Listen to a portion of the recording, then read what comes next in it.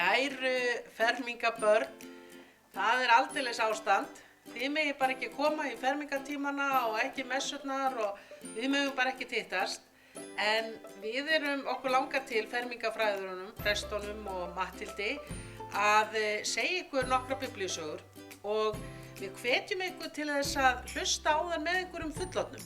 Og sem það mamma eða pabbi eða afi eða amma og ræðið sögurnar sem við segjum. Og við ætlum að senda ykkur núna nokkra sögur sem að þið eigið að hlusta og horfa á. En mig langar, áður en að ég segi biblíusöguna, að vera með tvær gátur. Athuga hvað eru klár. Já, þetta eru teiknigátur. Ég ætla nú að sjá hvað eru klár. Vá, hérna. Babam, babam. Og svo kemur þetta hérna.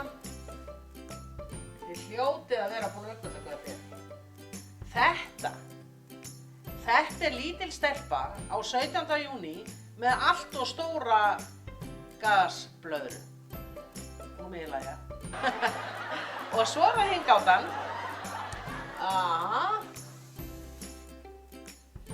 Kassi.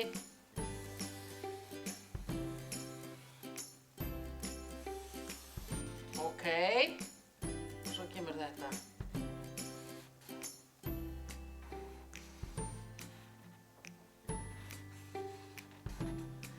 Þetta maður sem festist í lyftu og slauf hana fyrir utan.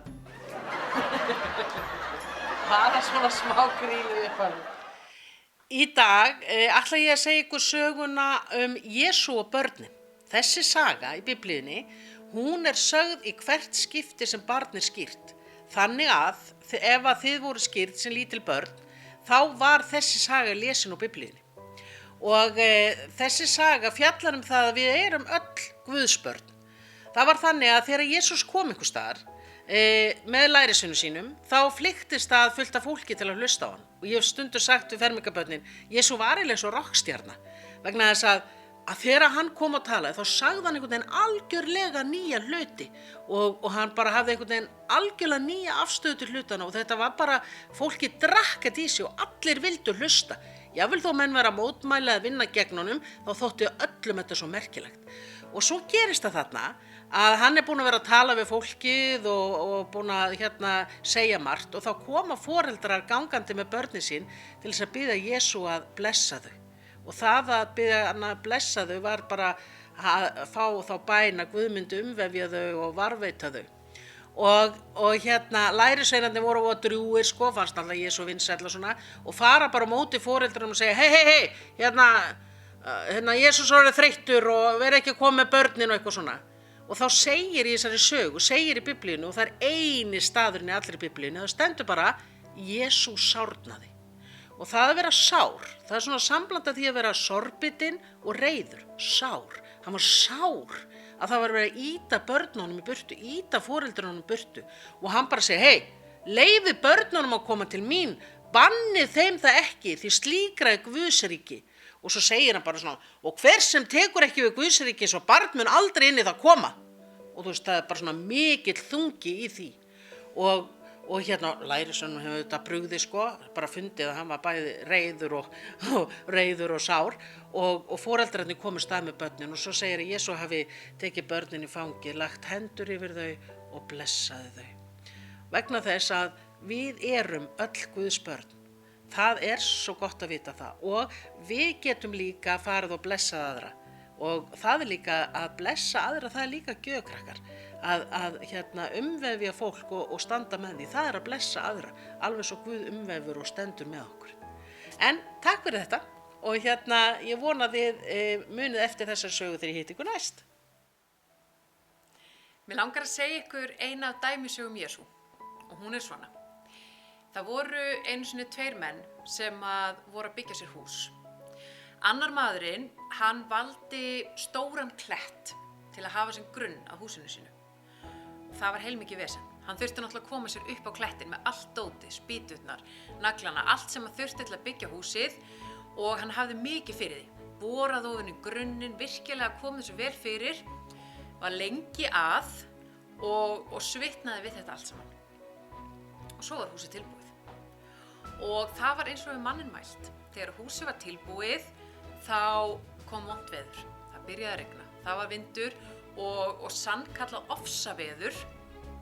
En húsið var vel byggt og það stóð af sér veðrið. Hinn félagi hans, sem var að byggja hús á sama tíma, hann hafði hugsað sér að fara aðra leið. Hann ákvað að byggja það sem væri aðeins auðveldara að byggja. Svo hann fór bara niður í fjöru, í sandinn. Og það var töluvert einfaldara. Hann þurfti ekkert að bora ofan í einhverja klöpp. Hann gat bara rekið spýturnar ofan í og þær bara stóðu. Þetta var mjög þægilegt. Og hann var enga stund að byggja þetta hús. Svo gat hann bara slakað á. Nema hvað? Svo kom veðrið. Alveg eins yfir hann eins og yfir hinn kallinn. Nema það að undirstöðurnar á húsinu hans voru sandur.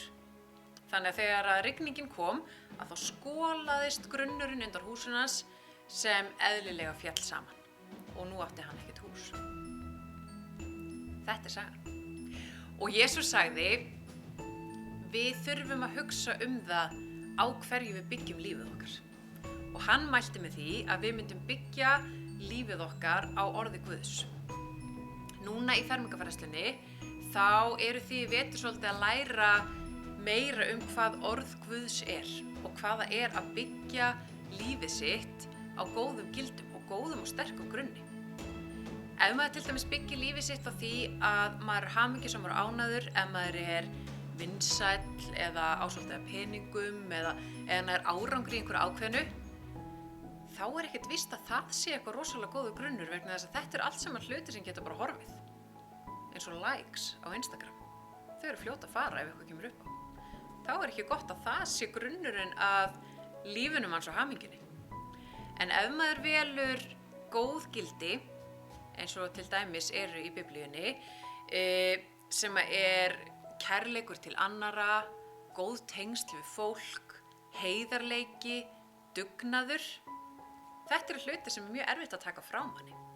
Þannig að þegar að vonda veðrið kemur og lífið verður erfitt, að þá áttu góðan grunn til að standa á, sem að rigningin skolar ekki burtu.